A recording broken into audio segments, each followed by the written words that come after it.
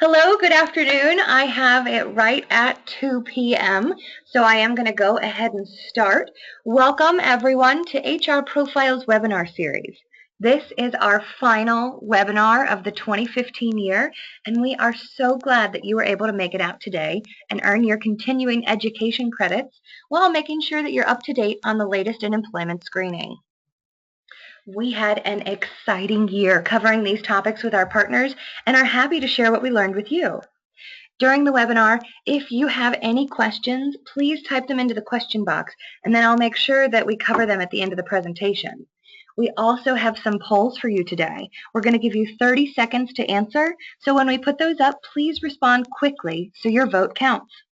I am Jane McFadden, the client advocate here at HR Profile, and I can be reached at janem@hrprofile.com or 800-969-4300 for any additional questions or opinions on this series.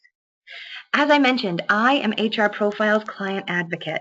On top of these educational programs, I also work directly with our clients on all things employment screening, whether it be giving you updates on specific report findings, new compliance news, answering questions, special requests that you may have, or working with your team to incorporate your vendors into our screening program. I work hard every day making sure there is no question in your mind that HR Profile is the premier, best quality employment screening company in the industry. Today, we're going to have a quick review on all of the topics HR Profile's webinars covered this year, consolidating over 5 hours of education into just 50 minutes. I'm going to make sure it flows as smoothly as possible and even leave some time at the end for questions from you. I'm guessing since you're here today, you understand that employment screening is important. And today, I want to give you some hard facts that you can use as a resource when talking with the CEO and CFO. Give you some ammo to use when meeting with them, designing your employee life cycle and your company's strategic plan. What is most important is that you are arming yourself with the resources to predict success. Predict an applicant's success within your organization. Have insight before you jump in with both feet, making sure that you're going to hire someone that has the right skills, the right experience, ability, and attitude that are all critical to your business success. You want to bring on someone that you can see within your organization, pinpoint exactly what they do that directly relates to your business strategy, creating a better bottom line for the company overall. Hiring is expensive, and HR is looked to more and more as a strategic partner, and these are the resources why you can be that strategic partner within your company. The less hiring you have to do, the better your environment will be. You'll have the correct people working in the best positions and creating a great culture for your environment. Here are the topics that we're going to cover today that go over the entire employee life cycle. Starting out, how do you know what position you need to hire for? The who. Julie Johnson from the Divine Group covered talent management and competency models. Then, once you've discovered what position you need to fill, the assessments will identify the candidates that have the skills you need for your position. Paul Nolan from Personnel Profiles discussed the type of test and how they're scored. Then, once you've identified who you're going to hire, the EEOC and the FCRA come into play for employment screening. We were lucky enough to have heard from Sarah Clay Layshock from the Taft Law Firm and John Robinson, HR Profiles Compliance Officer. So you bring these employees on after they pass everything, and they show up to work stoned. So what can you do? Janica Pierce-Tucker presented on the impact of legalization of marijuana and drug testing in the workplace, which you can find directly on our website. But we wanted to go just a little deeper into your options as an employer designing a drug testing policy due to some recent questions that have just come about. And then, of course, we'll end with questions and looking ahead to additional webinars. So, to start us off, a current challenge that employers face, and this is a global challenge, is that management or your CEO is on one side of a cliff, and then all of your employees are on the other, with this huge divide in the middle. This divide can be caused by a number of things, but essentially, it's a skills gap represented here. The gap in required competencies of employees in order to achieve desired business success.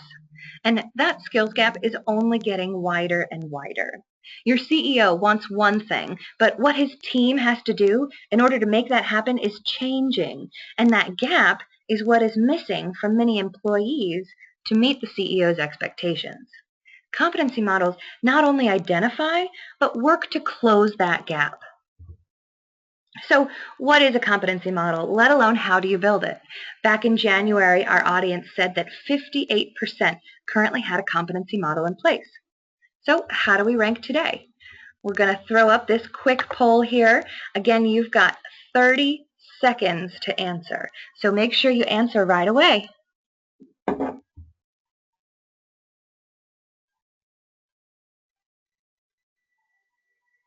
Halfway there. And we're right at the halfway, 50-50.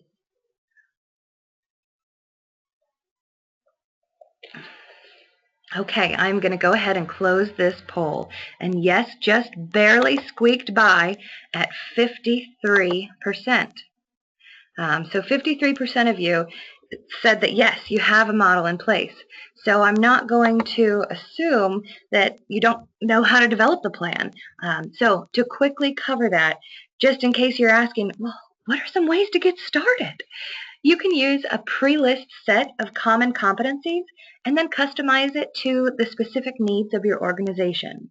You can use outside partners to develop the framework for you, and then you can go in and dig deeper yourself. Or you can create a general organizational framework and then expand it into individual departments one at a time.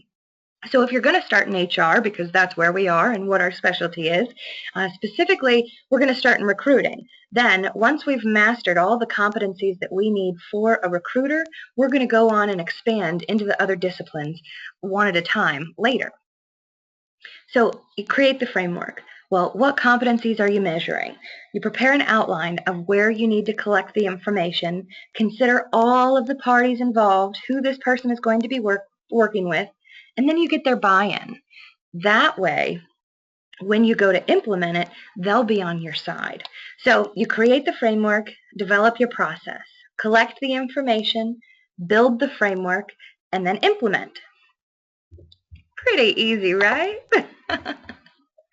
So competencies or capabilities are specific skills your role requires for success.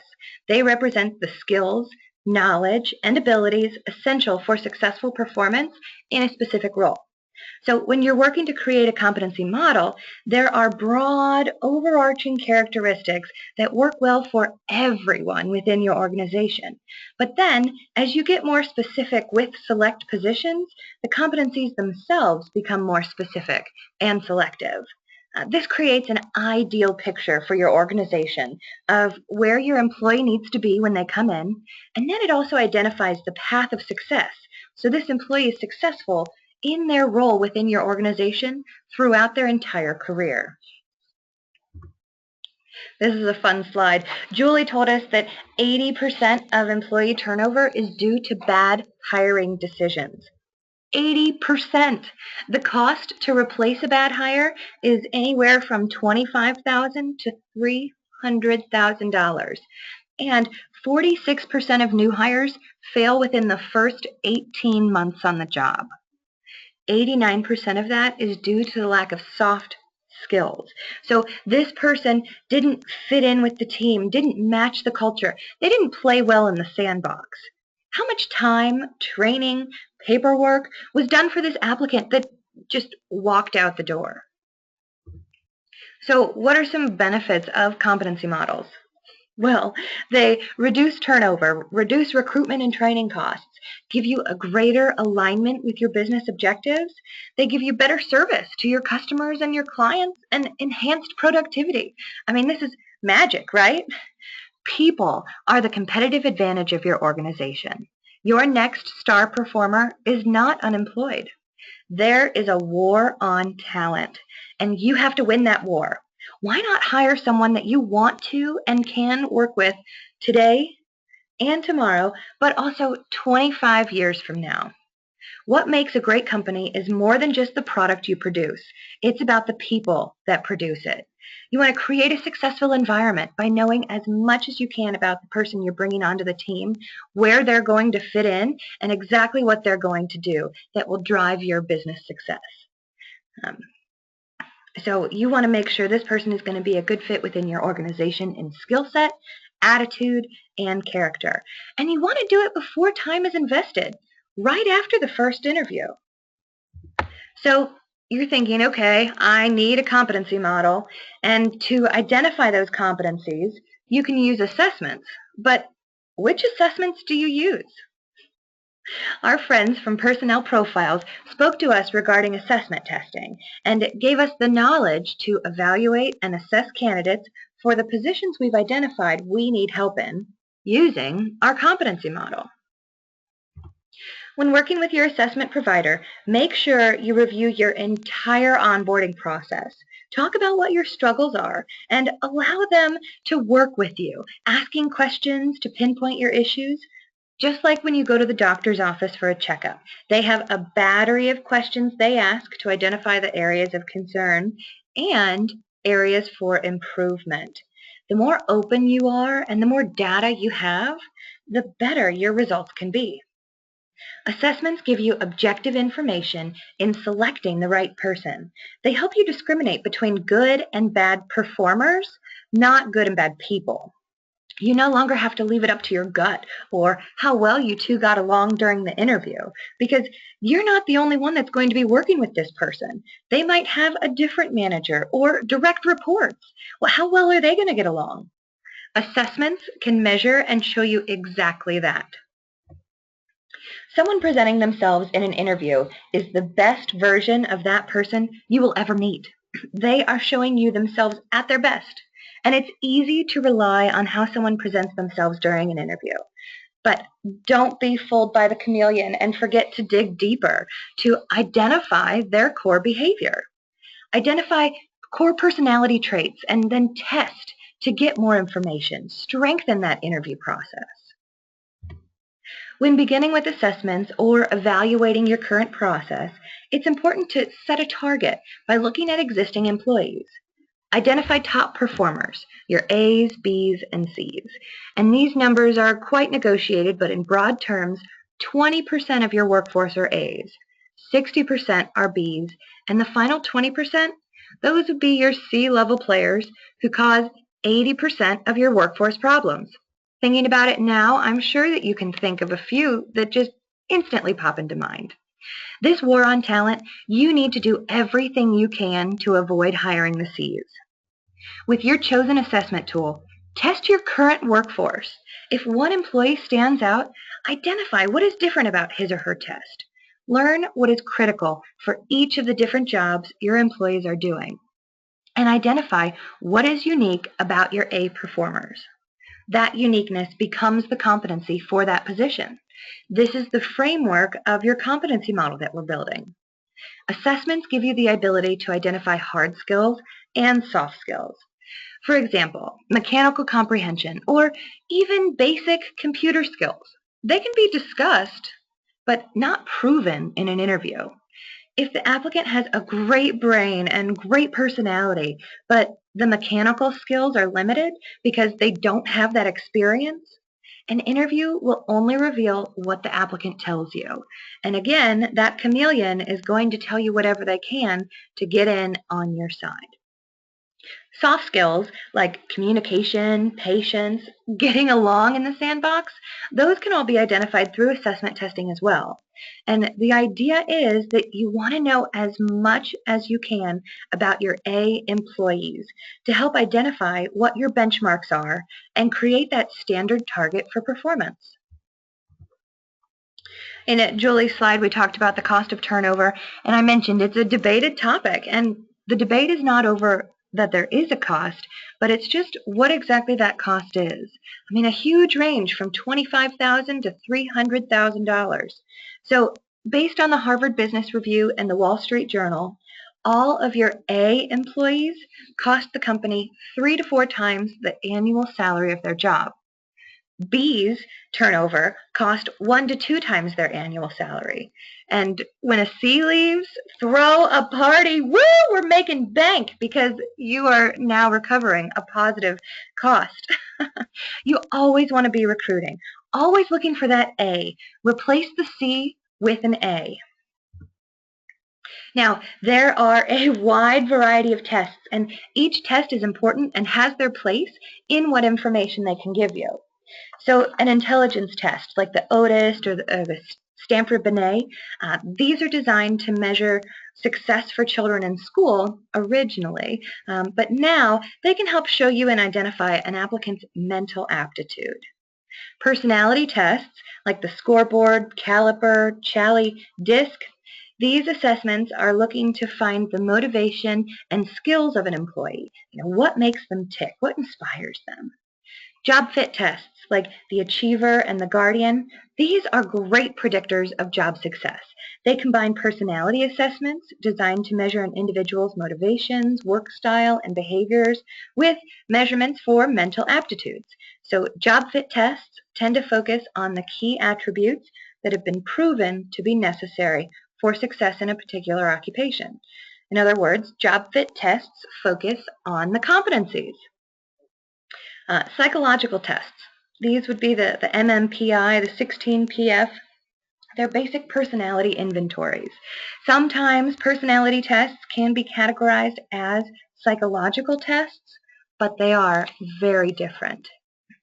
Interest inventories like Career Career Planning System, Career Assessment Inventory, Career Advisor. These tests measure an individual's interest in preferences for types of activities. What types of careers should they go into?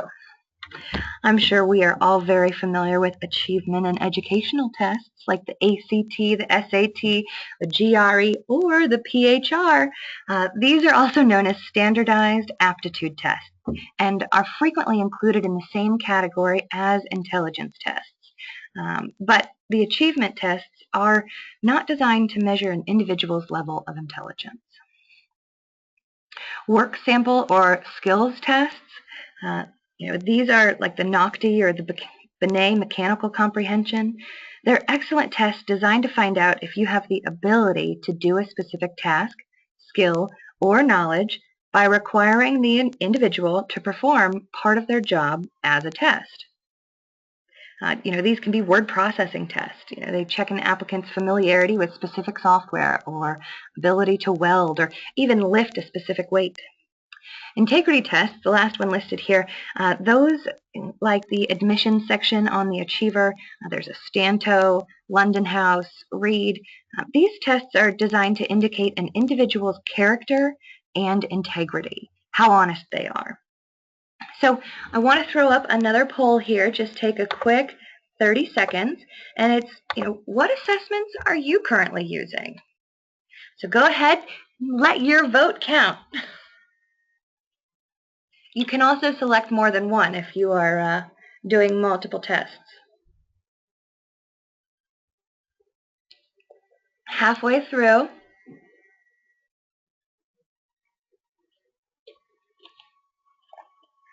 Five seconds left. Get your vote in there. All right, good. So just so that you can all see, it looks like the job fit work sample tests are the #1 among you all. And then the personality and integrity tests come second. That's great. I think you guys are doing a great job and making smart choices with those assessments. If you do want any questions or have specific questions about the test, you can feel free to reach out to us or personnel profiles as well. Okay, so the point is here, assessment tests are an accurate and easy way to make sure you know who you're hiring, taking the guesswork out of it. So let's check in to see where we are in the employee life cycle. We've covered identifying a need, which isn't even listed here. Woohoo! Check that off the box. We've selected the applicants to bring in for their first interview. They've made it past there, and we've taken them through the assessment testing. After the assessment test is the determination interview, the second interview. One great thing that I have to bring up about assessment testing is if you're using the right test, it'll have guided questions or help you understand what questions you need to ask to pinpoint specific issues or areas that you're concerned about to ask in that second interview. So assessment testing really is an interviewing and an onboarding tool that you have. So you've identified the right person, they've come past the second interview, and it's now time to do the background checks. And it's smart to conduct a thorough criminal background check to avoid a negligent hiring claim, right? So you want to do that background check.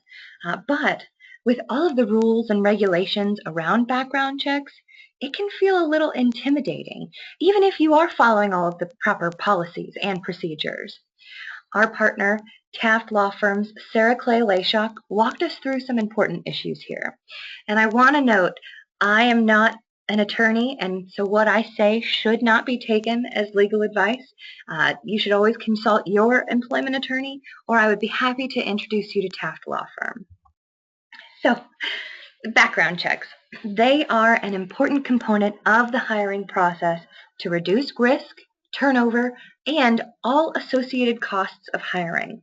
Not to mention, if you do hire the incompetent employee, fire them with cause, and then they come back with a discrimination claim, what an expense. All that a background check can save you.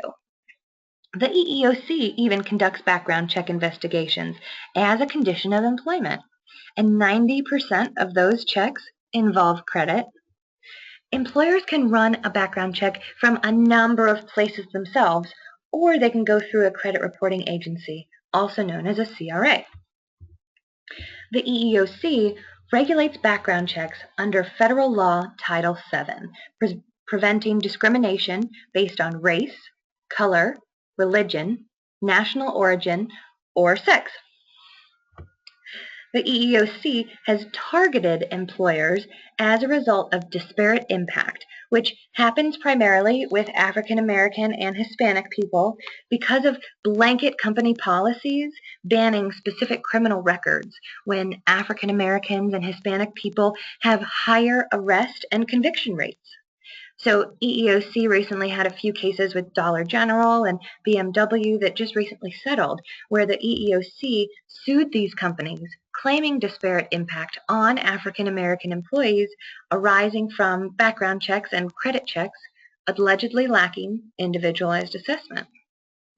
So, when writing policy to qualify or disqualify applicants, make sure your key factors have direct job-related business necessity correlation. This is to give you the best defense added to individualized assessment to prove the conviction must be related to the job. For example, if you find criminal drug use involving a pharmacist, you can see that direct relation to job relatedness. By having a neutral background check policy with targeted selection and individualized assessment, you're creating an affirmative defense against the EEOC's proof of disparate impact. So, another poll for you. How long has your company run background checks? If you've never run a background check and you're brand new to all of this, I'm sure this is going to seem intimidating. If you've just started within the last year or you are a startup, how do you start and even get into what you're doing? All right, so we're halfway there time-wise, halfway there for the number that have voted.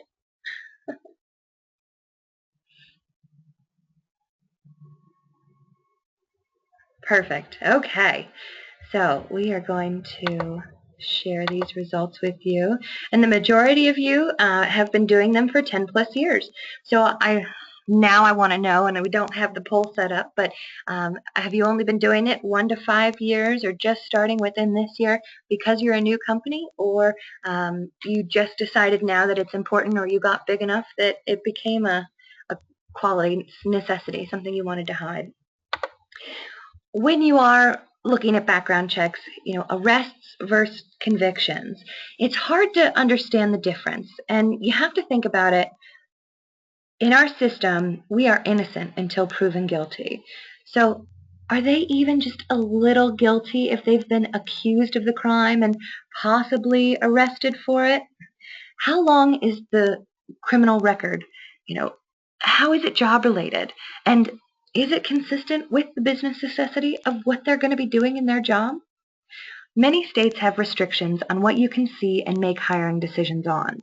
Regulations are based on what type of offenses you're allowed to see, an arrest versus a conviction, and how long you're allowed to look back. In California, you are only allowed to see convictions. You won't even see arrests to be able to make an individualized assessment on them. So regulations are based on what type of offenses you're allowed to see. There are also databases. Those sometimes they only hold the arrest records and they have no final dispositions. So you're not even seeing the whole story when you see those arrest records.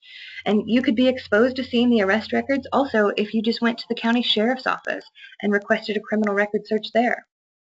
The U.S. Department of Justice testified before Congress that the FBI's voluntary fingerprint database contained only 75% of all crimes committed in the U.S. Even more important, it contained the final dispositions of less than half of all of the crimes committed in those databases. Employers must comply with discrimination laws that protect these applicants, and the best way to do that is through a county criminal search. Employers must comply with these laws that help employees and employers from discrimination or retaliation based on age, gender, race, national origin, sex, religion, or any of the other protected statuses. And you cannot create hiring criteria based on an applicant's protected status. So, for example, an employer may not reject one applicant of one ethnicity with a criminal record, but then continue to consider applicants of other ethnicities with that same criminal history. So a takeaway here, establish your affirmative defense and fly under the EEOC radar by not imposing any categorical bans on convicted felons. So you don't want to have it in your policy or handbook, we do not hire convicted felons. The EEOC will come and haunt your dreams or nightmares if that's what is in your policy. Instead, you want to develop a policy that excludes individuals based on convictions, only that are related to the job. Follow up with individualized assessment of the applicant, considering the nature and gravity of the crime, the time that has elapsed since it was committed or the completion of the sentence, and the nature of the position they'll be doing within your company. Don't make a decision based on an arrest without an investigation to confirm the conduct engaged in is in fact related to the job. This will help you avoid hiring the Al Capone, who was arrested hundreds more times than he was ever convicted. Best practice is to train hiring managers to limit the questions to only convictions that are job-related and consistent with the business necessity. Make sure that you document and research everything that you've done to justify every hiring decision. Investing this time up front will save you time and money, minimizing your exposure to potential disparate impact litigation. Now, on top of the EEOC, you must also be vigilant to make sure your hiring practices comply with the Fair Credit Reporting Act. And this is because I'm sure you don't want to be one of these companies up here that had to pay out millions due to lacking FCRA compliance. So, FCRA, the federal law, regulates private businesses. Specifically, it regulates CRAs, consumer reporting agencies, like us, HR Profile, and the users, furnishers, and consumers of information, of consumer information. So, because you guys are the employers, you're the users, and that's what we're going to focus on. FCRA was the first federal law to regulate the use of personal information by private businesses. Well, why do we need this law? This was to create fairness to the consumer. These reports are snapshots into the consumer's reputation and character. Before the FCRA, this applicant had no rights. They could blindly be denied without any recourse or reason. There could be mistakes or misinformation on their report, and the consumer couldn't do anything to correct it. So, what does the FCRA say that we need to do to comply with these laws? There are 5 steps. Step 1 is the disclosure. The applicant must be informed a consumer report, investigative report in California, also known as the background check, is going to be obtained. The applicant needs to be informed that the information will be used to make a hiring decision on them. This disclosure can be state-specific. Some states give applicants the opportunity to receive a copy of their report. Other states ban the box asking about past criminal behavior. Make sure that you talk with your CRA and ask them if you need special requirements for doing business in your state. We have forms that work nationwide and uniformly covers all bases for clients that need national coverage. Step 2 is the authorization. So, not only does the applicant need to be told the report will be run on them, they now need to give their consent or permission for you to run that report. Now, this is a signature, and it can be electronic or wet. We use 2 forms for our authorization and disclosure to give our clients maximum legal protection. One mistake companies typically make is giving an authorization and disclosure that is not clear and conspicuous. Or sometimes they'll also include a release within their authorization. Those are not allowed. So the first 2 steps, disclosure and authorization, are even before you request a background check on an applicant. Once you get the report, you may or may not have additional steps to take to comply with the FCRA. You'll have to ask yourself, does this report have any disqualifying information on it? This would be determined by your company's hiring policy. Each position should have their own requirements based on job relatedness and business necessity to comply with the EEOC. There is a big difference between derogatory and disqualifying. Just because someone's report comes back with derogatory information, that doesn't necessarily mean you won't be hiring them. For example, if your applicant was convicted of some minor offense 10 years ago, that doesn't relate to what they're going to be doing for you now, and you as an employer don't consider it a disqualifying event, then nothing needs to be done. So the report comes back with no disqualifying information on it, then you've done your due diligence and you can hire that person, and you have successfully followed the FCRA.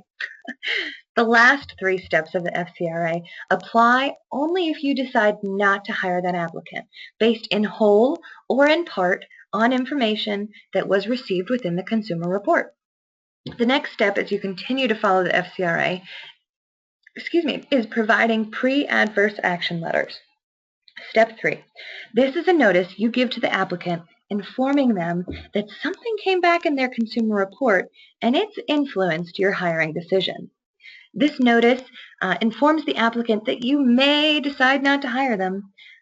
With this notice, this letter must accompany a copy of the report as well as a summary of your rights under the Fair Credit Reporting Act.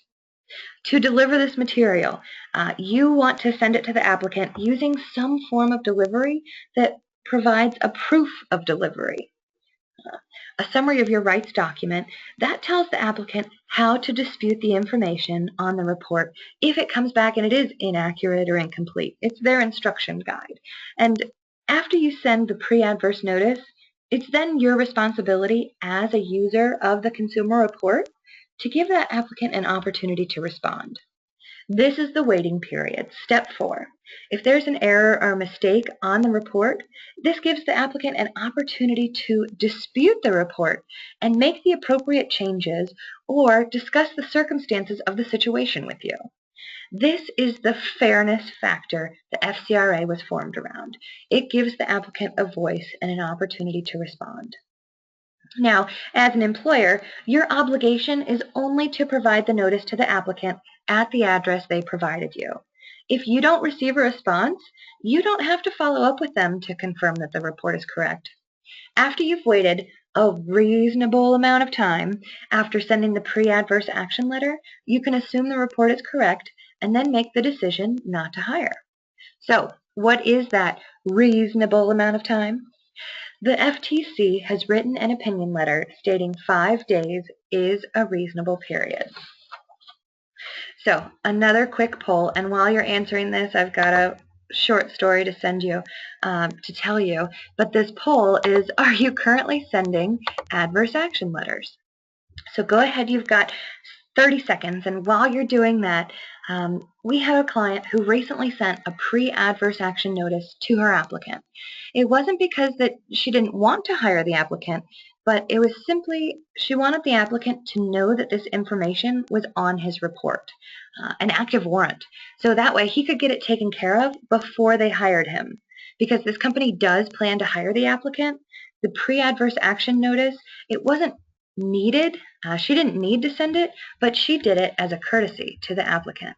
All right, so we have 67% of you saying yes, you do send adverse action letters. 33% said no. Okay, perfect. Well, now you know when you need to send it. So hopefully if you're running the background check, you know when you can send it, how long you need to wait. And then the last step, step number 5, is the final step, the adverse action. So after a reasonable amount of time, you can send out this final letter. And this letter is a notice that you're not going to hire the applicant due to in whole or in part because of their background check. With only 5 simple steps, it can be seen as easy or unimportant, but with laws and guidance constantly changing and also some gray area, a reasonable amount of time, what gray area as to what is acceptable, it's important to know your responsibilities and partner with your CRA for compliance guidance. Your CRA can also help with compliance around drug testing. As Janica Pierce-Tucker from Taft Law discussed with us in our most recent webinar, the impact of legalization of marijuana and drug testing in the workplace. Marijuana is a hot topic in the general news. Here in Ohio this month, we voted against the legalization of it.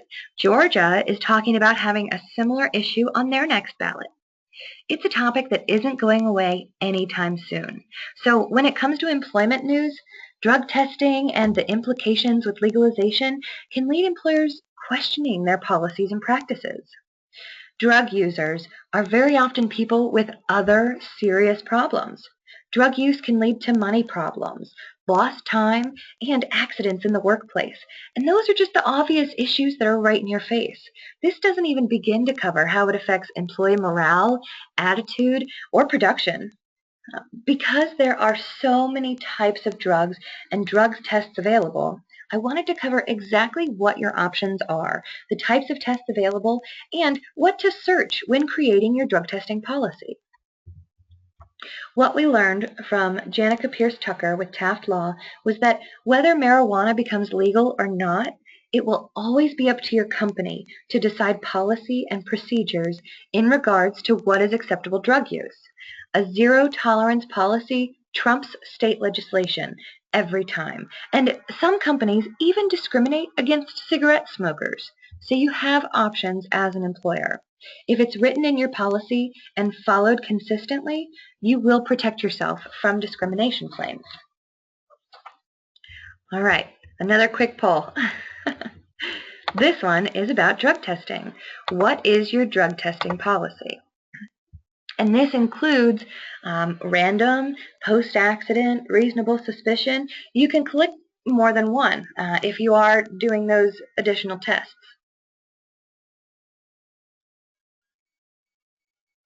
All right, we're halfway there.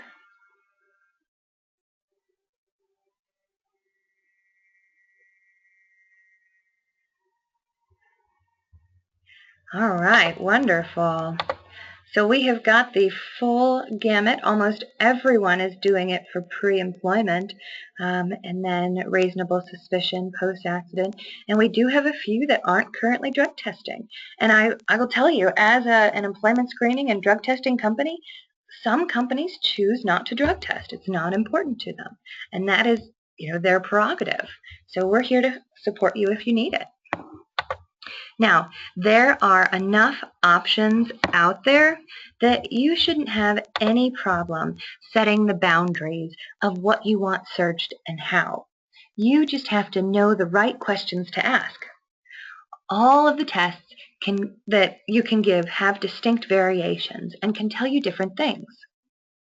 But all of them prevent absenteeism, increase production, help with insurance, and help prevent workplace accidents. So it is something to consider.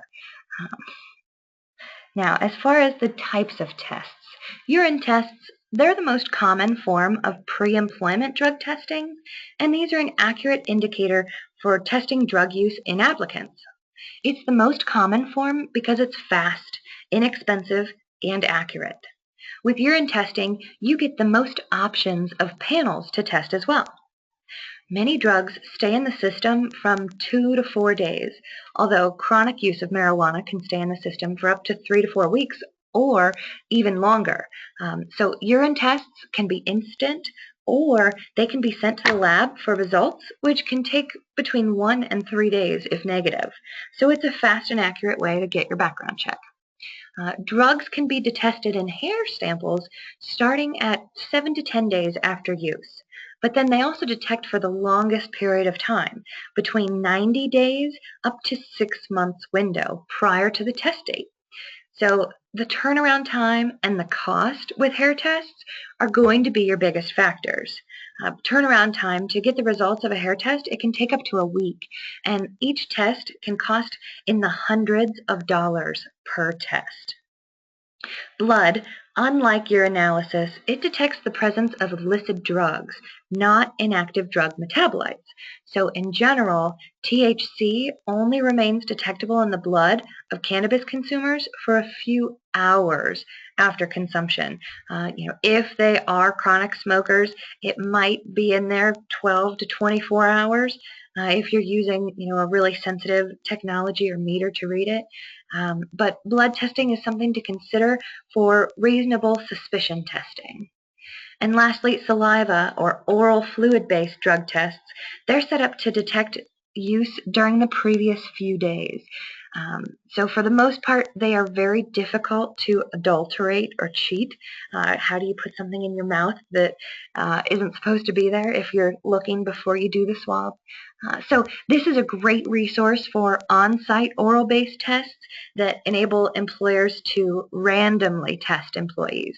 And random testing is recognized to be the most effective type of drug screening. So as marijuana legislation and certain cultures change, employers may decide to customize their panels accordingly. There are a multitude of panels of tests, and employers are free to design any customized grouping of substances into the testing panel of their choice. You can see the common drugs listed in each panel, the 5, 9, and 12, and how they build on one another. But what's important to know is what you're looking for. A heroin addict is not going to be able to keep down an 8 to 5 job, so how important is it for you to test for heroin? There is no universal definition of drug testing panels. A 5 panel is the most common, and these are the most frequently used drugs in a 5 panel, but they are interchangeable. 5 panels are commonly used for government agencies and private employers. A 9-panel test is often used by law enforcement, occupational medicine. It's also used for people on probation and civil servants. And then the 12-panel test tests for extended opiates and prescription painkillers. So with the choice of numbers of panels to be tested, that can be influenced by your profession as well, or by state laws, or by your company culture. So you want to test what is being abused in your professional setting. What are you at risk of? A 12-panel will look for those prescription drugs of abuse, which are extremely common in the office setting and have become more popular in the last few decades. So I want to do a quick note here. This is an ad from the 70s. Many testing facilities will offer you a 10-panel that will search for Quaaludes, but don't fall for it. Quaaludes have not been manufactured in the U.S. since 1985. 30 years. If you have ever seen a positive Quaalude test, please call me. I want to talk to you about it. I want to see it. That is a special applicant. So if we're speaking of positive tests, something that has come into question recently is, what is the MRO? Well, that's a medical review officer, and they're a person who is a licensed physician responsible for receiving and reviewing the lab results generated by the employer's drug testing program, and then they evaluate medical explanations for certain drug tests. Any credible drug screening program will involve a two-step process: the initial screen, or the immunoassay toxicity test, and then the confirmatory screen, and that uses the gas spectrometry meter, the GCMS, and that is a confirmation test conducted to determine the presence of the individual drug substances or metabolites, and then it also quantifies the amount of how much substance was in their system. So using a combination of both tests allows a high sensitivity and specificity, meaning there's an extremely low chance for false positives or false negatives. These tests are then reviewed by the MRO to check for additives, creatines, adulterants, and if anything does come up in the test, this gives your applicant some privacy as to any medications you're taking, because they'll be called and asked to give their prescription details to the MRO, who will confirm the amount found and then either make the test positive or negative based on that. So you can abuse a drug that you're prescribed. If you're not abusing it, you won't even know that it came up in the test if an MRO confirms it for you. So this makes sure that the information you receive as an employer is not discriminatory in any way. So what do you do if it comes back with an unusual reading, like a negative dilute? Now, I have to reiterate, whatever you decide, put it in your policy. There should be no question as to what do we do now when an unusual result happens. You want to plan for it. Know what the procedure will be. So, what is a negative dilute? Basically, what a dilute result means is the donor has drank an unusual amount of water prior to their urine drug screen. The results can be positive dilute or negative dilute. It could also mean that water was added to the specimen after the donor made their deposit. However, most collection bathrooms are secured from water sources or have their water sources secured so that you can't tamper with it. But if you do, it would add water and it might dilute it or set off the temperature, and it would void the test before it was even sent. So if the donor was trying to use drugs or was using drugs and then trying to tamper with the specimen, it would show up as a positive dilute. So a negative dilute, the U.S. Department of Transportation allows a regulated employer to accept a negative dilute specimen as a negative. And many companies, DOT regulated or not, do choose to accept them. But you don't have to. You can certainly ask the donor to give a second specimen, but make sure it's in your policy.